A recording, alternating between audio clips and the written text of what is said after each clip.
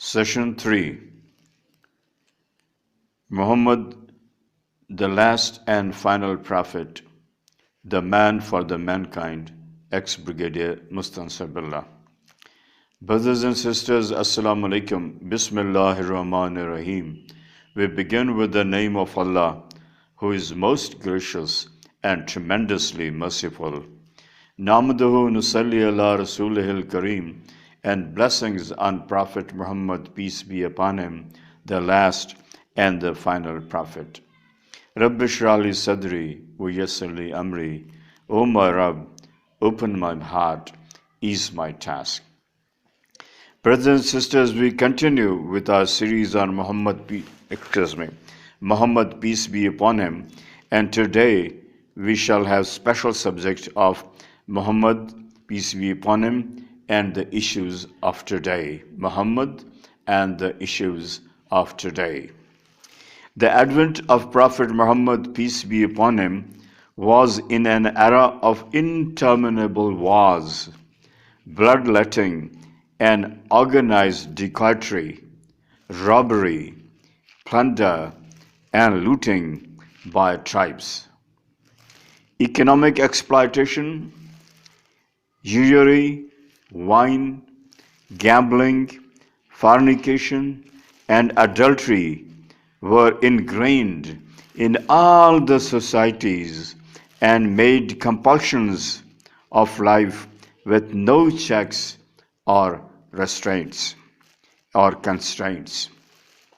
Slavery, so also white slavery, that is forced prostitution, vertical classification, inequality on the basis of caste and monetary status, injustice, subjugation, persecution of the weak, helpless, and the poor were a part of human environment ad nauseam to the point of sickness.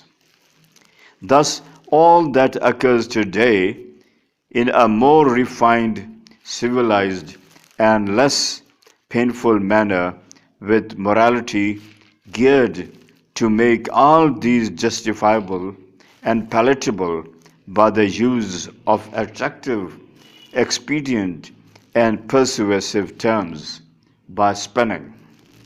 I repeat, thus all that occurs today in a more refined, civilized, and less painful manner, with morality geared to make all these justifiable and palatable by the use of attractive, expedient, and persuasive terms, by spinning. Many a people intensely grieved at each evil, but not having the courage to fight the evil, detach themselves from the society and move out to caves and jungles to live reclusively in seclusion as gurus, hermits, etc. But Prophet Muhammad, peace be upon him, wasn't a man to worry about his personal self alone and to live and to dive out of the sinking boat of humanity. But Prophet Muhammad wasn't a man to worry about his personal self alone and to dive out of the sinking boat of humanity. Rather, he fought against the deadly storms of evil and opened up a safe route for the emancipation, salvation, safety, and success of the mankind. The lost, drifting, and almost capsized boat of humanity was pulled out of the storms, brought into safe waters in a little more than 2 decades only, AD 610 to AD 633, and put on the right course. to the desired safe coast. Just by himself, all alone, he fought against the wrath and might of the Arabs for the first 13 years at Mecca, AD 610 to AD 622. Then he just managed to save his skin, found a sanctuary at Medina, wherein a city-state was established, AD 623, through various treaties of peace. Misaq-e-Medina, the Treaty of Medina, is generally acclaimed by almost all the historians as the first formal document of basic human rights. The primary objective of the treaty was to discourage, dissuade, prevent the people from harming others to the slightest, and to destroy the forces of evil, to allow the good to prevail in the mankind. He conjoined the Jews of Medina, the disbelievers, pantheists, the Muslims into a single society on the basis of divine morality, allowing all to retain, follow their faiths and lights. The religious cum moral, political, economic, and social structuring of the society was based on this document, which is also called the first formal constitution. Without indulging into a discussion on its statutes, certain important aspects of the Constitution of peace and basic human rights are highlighted. 1. The Society of Medina was created on the basic principle of sovereignty of Allah and His law, that is Quran and Hadith. I repeat, the Society of Medina was created on the basic principle of sovereignty of Allah and His law, Quran and Hadith. 2. The final authority on all matters, political, legal, judicial, would rest with Muhammad, peace be upon him.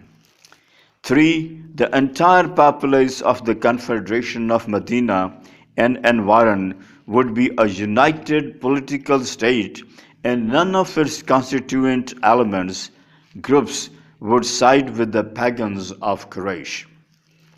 Additionally, Muhammad, peace be upon him, would also be the decisive and final authority in all matters related to the defense of the city-state. 3. Caliphate, an Islamic state, and an Islamic way of life, culture, society was formally established through this constitution. I repeat, caliphate, an Islamic state, that is, and an Islamic way of life, culture, society was formally established through this constitution. 4. A few hundred destitute, forced to flee their homeland with nothing at all but ragtag clothes, established an Islamic state and a constitution prepared, agreed upon, and implemented within a month. People with different religions were knitted into a polity in no time. It is a historical event never seen in history before or thereafter. 5. Muhammad, peace be upon him, was the Caliph of Allah. Subsequently, Hazrat Abu Bakr Siddiq Raziyullah Ta'ala Anhu became the Caliph of the Prophet, peace be upon him, the first rightly guided Caliph of Islam, 632 AD to 634 AD. 6. Another hallmark of the Constitution was tolerance for all religions, ideologies, cultures, open mindedness, and accommodation, values that were unknown till that time of mankind's history and didn't jibe with religious, social, tribal prejudices, vertical stratification, classification of people, with economic exploitation and misery, persecution, marginalization fated for the weak and poor. 7. Every community was free to follow its religion, and the cases of the people were decided according to their respective laws. Thus, all cases involving the Jews were decided by the Prophet, peace be upon him, in accordance with Torah. 8. The Jews and the Muslims would be financially independent, responsible for their own expenditures. 9. The relations between the signatories of the Constitution would be based on mutual regard and cooperation, mutual well being, and benefiting each other in all the ways, and not on evil or sin, and not on evil or sin. 10. According to the Constitution, the persecuted, victimized, the exploited, and the harmed, and the wronged would be assisted by all. Killing, injustice, and evil would be dealt with, removed, punished, crushed gently. 11. A code of conduct was established in which there was no punishment without a priori threat of punishment. 12. Every individual accused was given an opportunity to defend himself, explain his case. Never ever was any case decided before listening to the defendant, the accused, giving him all the benefit of doubt. 13. Gender discrimination was removed. Gender discrimination was removed. Infanticide was forbidden. Rights of inheritance, a fixed share of property awarded to the women, and the women given the right to approve or reject any marriage proposals. As a matter of routine, whenever the Prophet, peace be upon him, received a revelation, he recited, elaborated, explained, and made the companions around write and memorize it. Thereafter, he went to a gathering of the women folks to repeat their teachings. 14. Affairs of the state were run by the Prophet on the basis of consultation.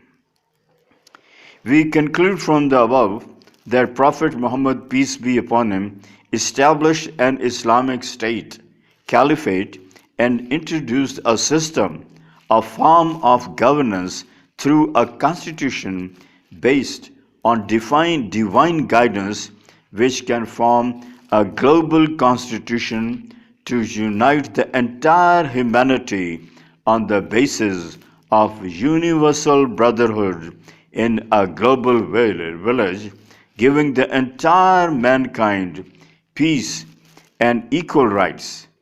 That is, equal rights in religious, political, economic, and social as human beings. It gave every faction of mankind its freedom of religion, freedom of trade, freedom of movement, justice based on every people's own books, values. That is, equality before law, equality in the society, No faction had any superiority over the other. Equal rights to the women and all the human rights that we talk of, and so on. The underlying principle was that the entire mankind should stand united to fight evil of all kinds, that none has the right to harm others. There can be no liberty at the cost of the liberty of others, no pleasure at the cost of displeasing others, no trade by exploiting others, no freedom of speech that hurts others. Later, there shall be an opportunity to discuss all important aspects in a little detail. Liberty means freedom to act and think as one pleases, and liberties meaning a natural right or privilege. Chambers 21st Century Dictionary, 1999. I quote it again. According to the Chambers Dictionary, liberty means freedom to act and think as one pleases, and liberties meaning a natural right or privilege. Yet it means differently to different societies and also differently to the same society in different decades. I repeat, yet it means differently to different societies and also differently to the same society in different decades. Being gay or lesbian was tabooed in the West till mid-20th century, and those reputed to be so were virtual social outcasts. And those reputed to be so were virtual social outcasts. Today, it's legalized, taken as part of individual liberty, freedom in many European countries. Today, it's legalized, taken as part of individual liberty, freedom in many European countries, and people have no hang-ups and no inhibitions being so. Another well-known example is the War of the Scarves in Europe. Another well-known example is the War of the Scarves in Europe. For centuries, people have been at liberty to dress as they consider decent, modest, and the way they like. They have been at liberty to move virtually undressed too, and now have certain areas devoted to the nudists.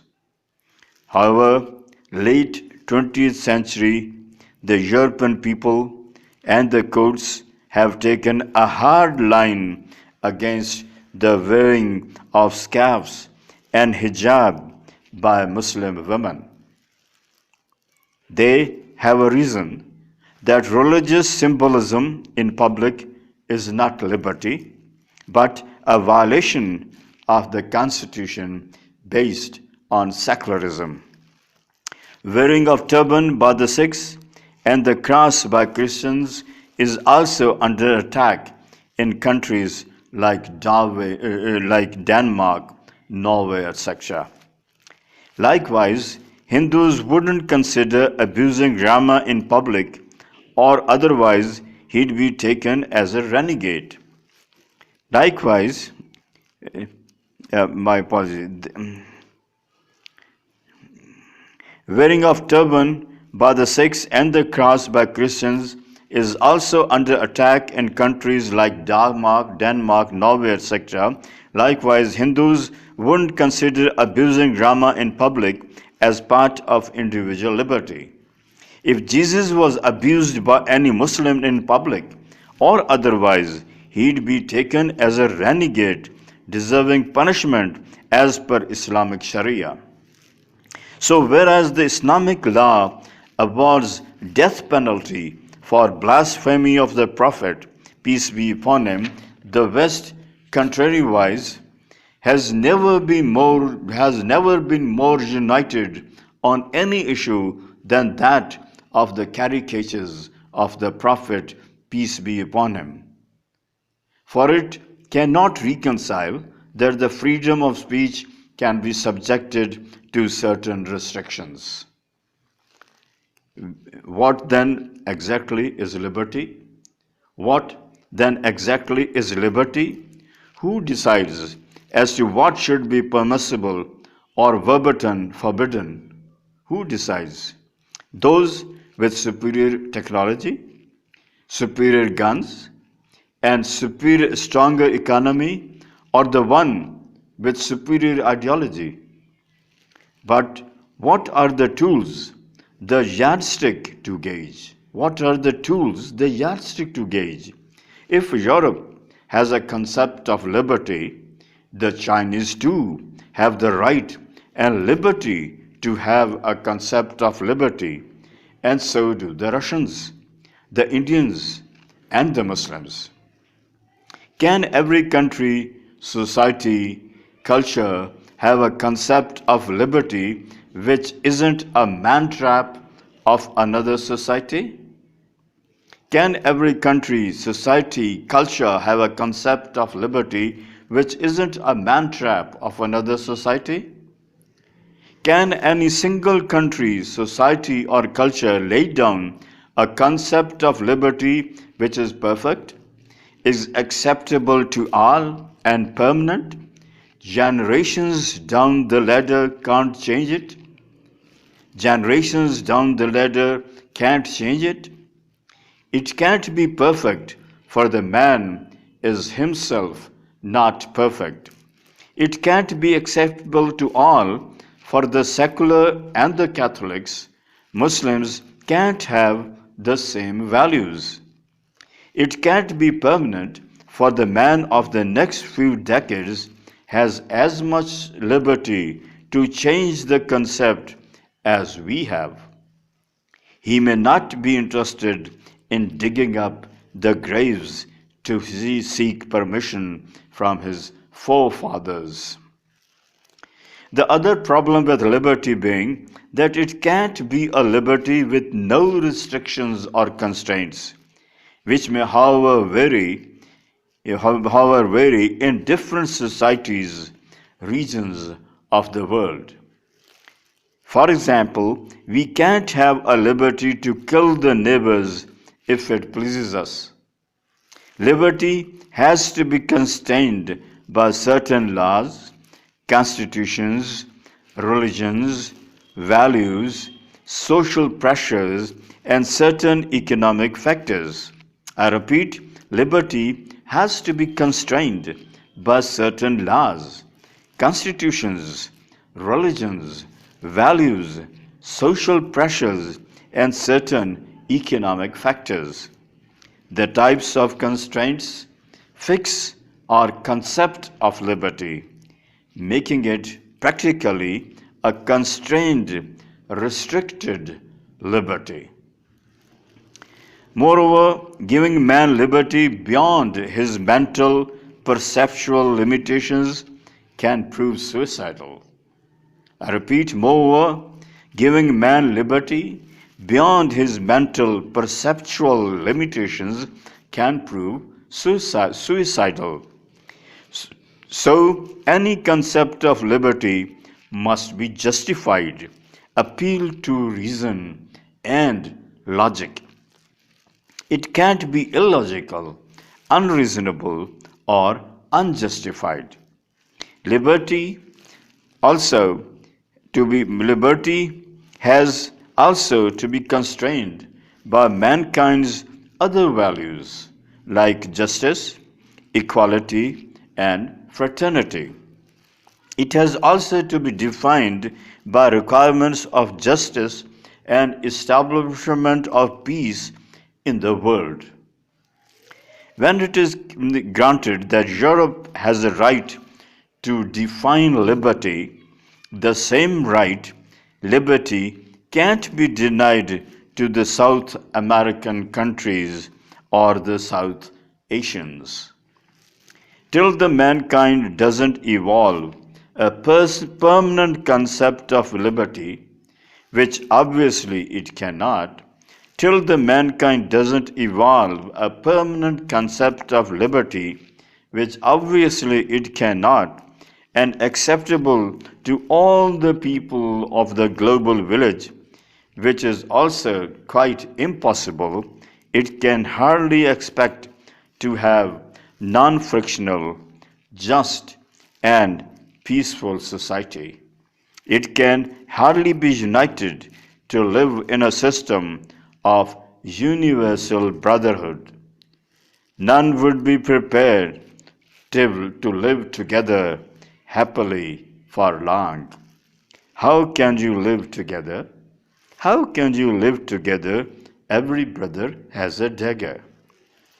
If some superpower, let's say presently the West, has to force its concept of liberty through cultural imperialism for the achievement of greater benefit, grand objective, that is unification of humanity, peaceful coexistence, it would last till some other superpower which would obviously set a morality which results and assists which suits and assists in retaining us in remaining a superpower for as long as possible.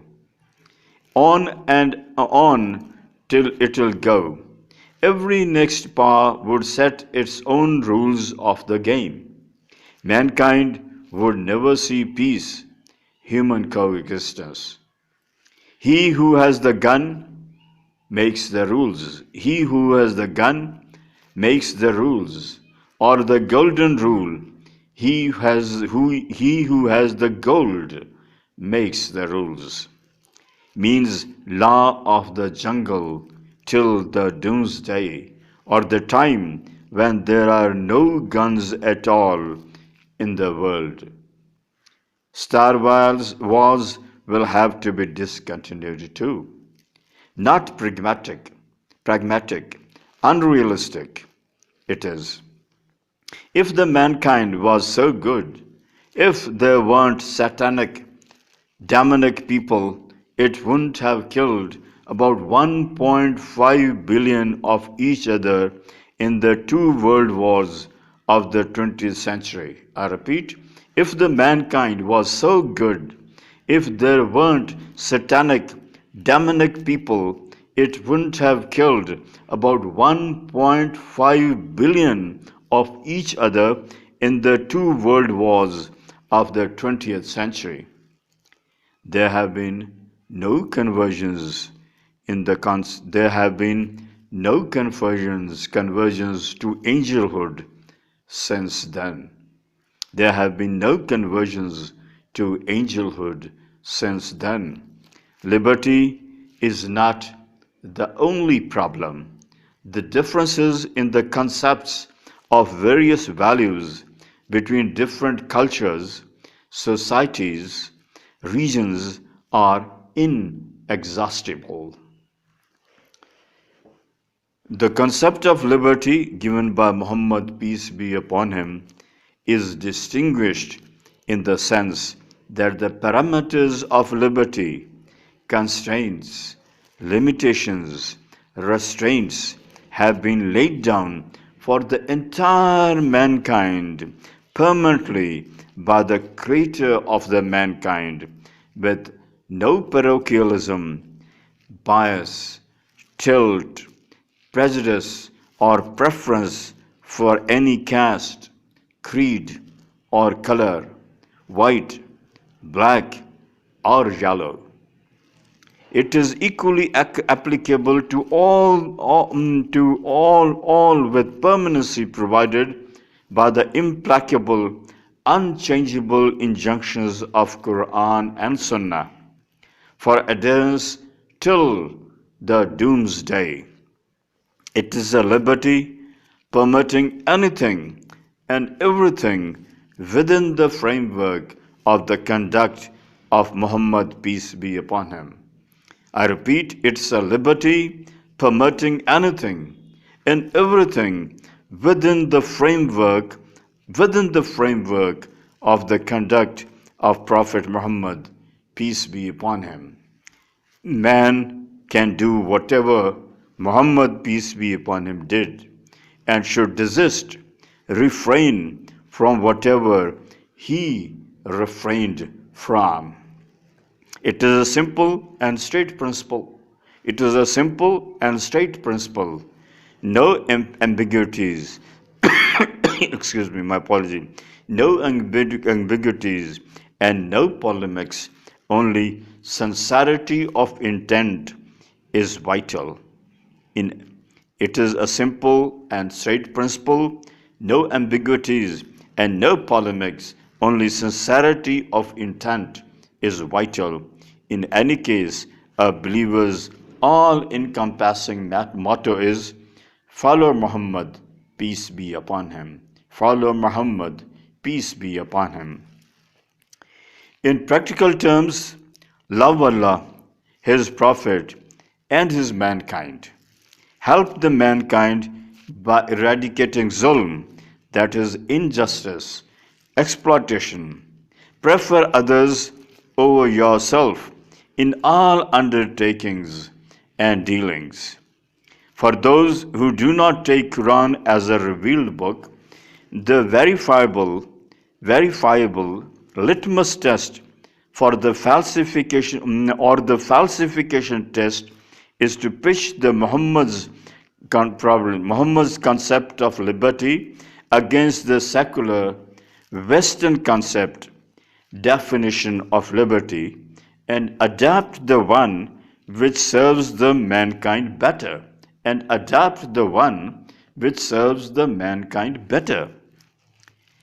Makes the world a more peaceful place and helps creating a non-frictional, socially comfortable, and a positively oriented, coherent society. Now, what are the rights of the women, or what is gender discrimination in the West? None heard of nudies, films, shows, magazines, etc. featuring nudity till mid-20th century, nor nudism, the practice of not wearing clothes as a matter of principle, till its last decades. There was a general disapproval, nostalgia, uproar for a certain period, but the libertines won. Now there is a general lack of apathy, lack of enthusiasm, emotion towards both, which were once burning issues because their values have drifted. There were times in the European society, end of the 19th century, when mixed functions, parties were initiated, but young girls were invariably accompanied by elderly women to move around with the girls to prevent free interaction with men, that is, prevent getting trapped. Being alone with men was unbecoming, absolutely immodest, disapproved by all.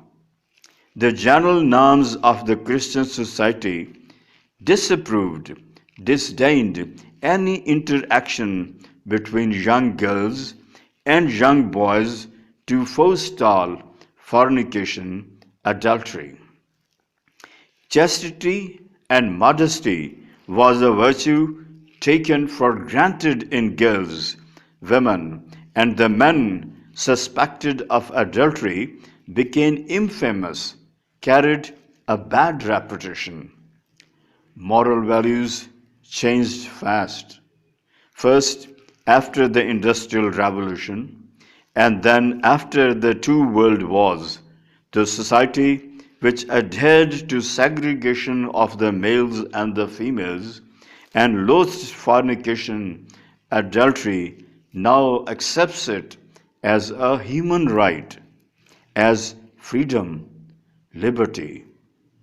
Today, any objection, criticism on the women living, moving out, working with men and like men, and dressing and behaving like men is considered as gender discrimination against the rights of the women.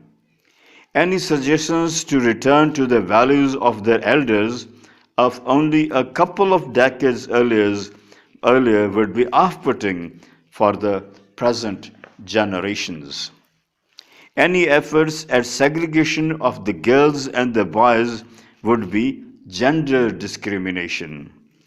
The transition of the Western culture to a series of marriages, one after the other, open marriages, shaking up, living together without marriage having been legalized, once considered as grave sins, adultery and fornication have become a nonce. The secular majority considers open marriages, shaking up, lesbianism as freedom and part of the rights of the women, and any opinions contrary to it as dirty gender discrimination. Those who oppose adultery, fornication, seem to be born on the wrong side of the blanket. Who was right, the Christian society or the modern secular society? Who was right, the Christian society or the modern secular society?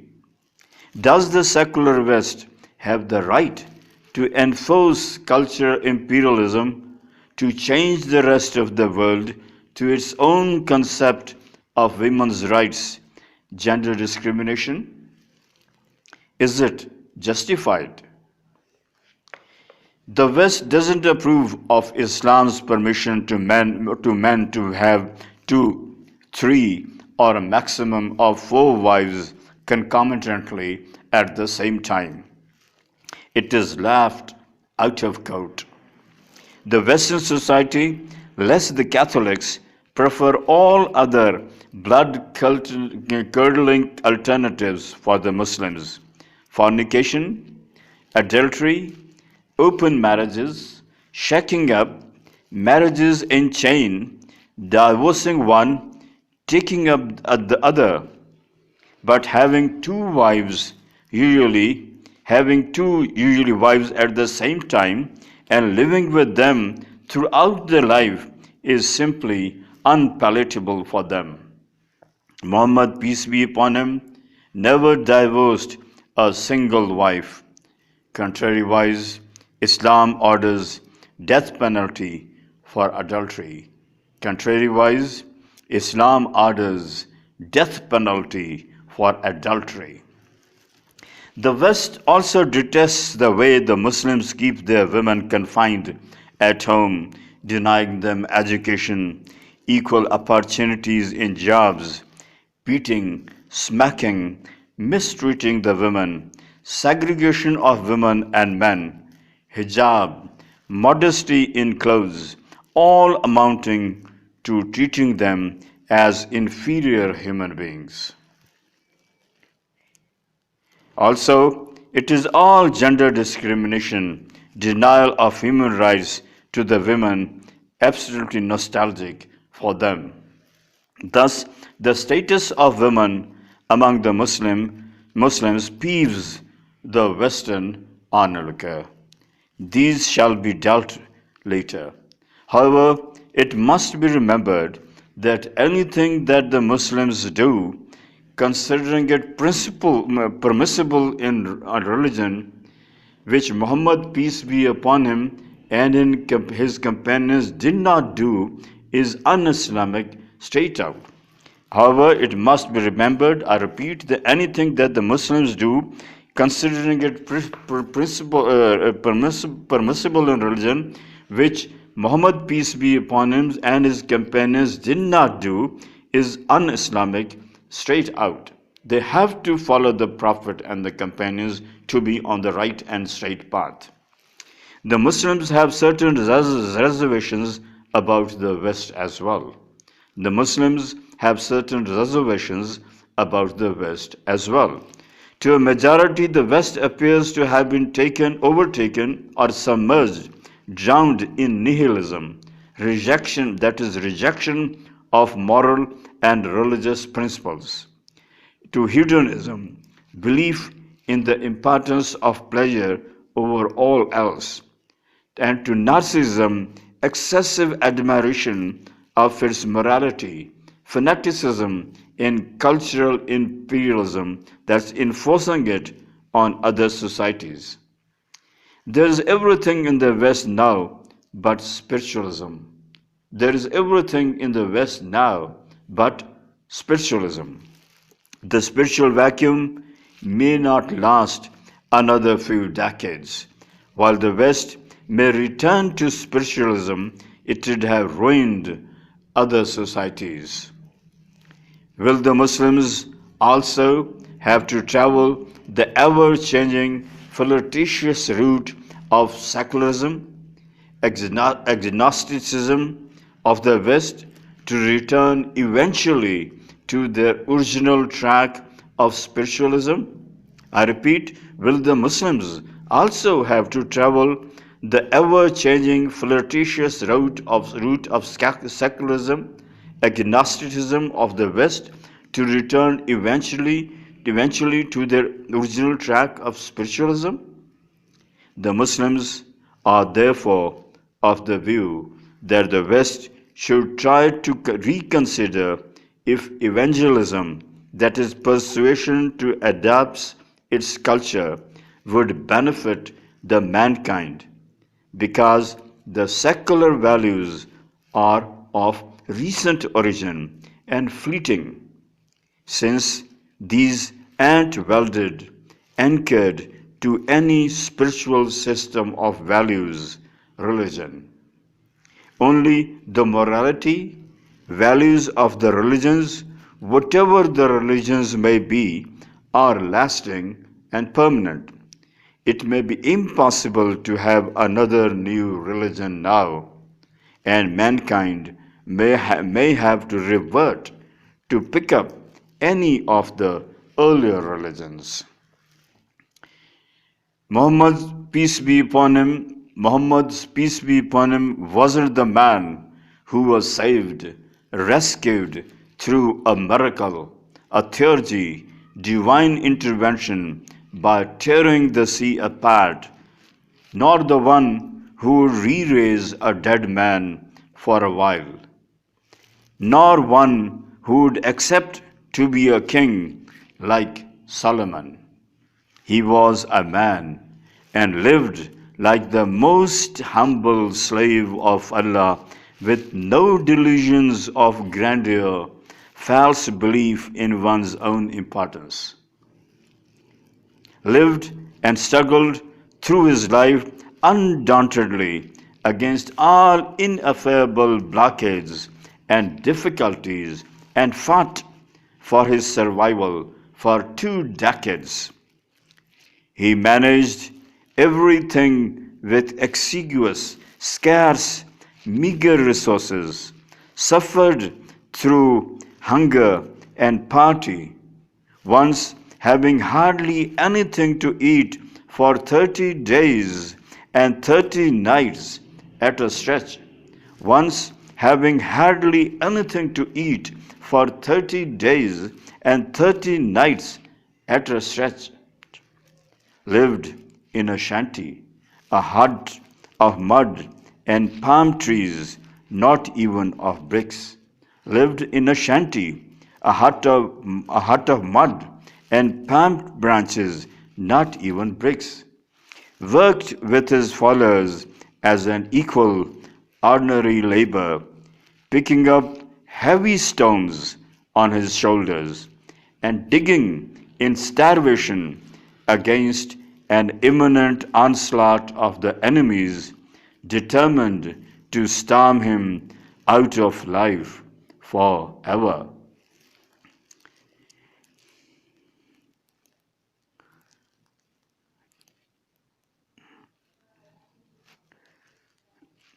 my apologies, never showing asperity, bitterness, or harshness of temper, Muhammad, peace be upon him, occasionally assisted his wives in household errands, stitched his own clothes, slept on the floor on a thin mat all his life, slept on the floor on a thin mat all his life, never stored any food for the next day, shared his food with others, even when hungry, helped everyone, even his enemies, and made things comfortable and easy for all.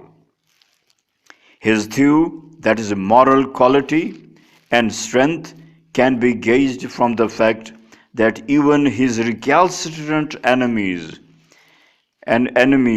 venomous and doggedly indisposed to his teachings, looking for every opportunity to ridicule, disgrace, humiliate, and even eliminate him on the next opportunity, called him the truthful, the trustworthy.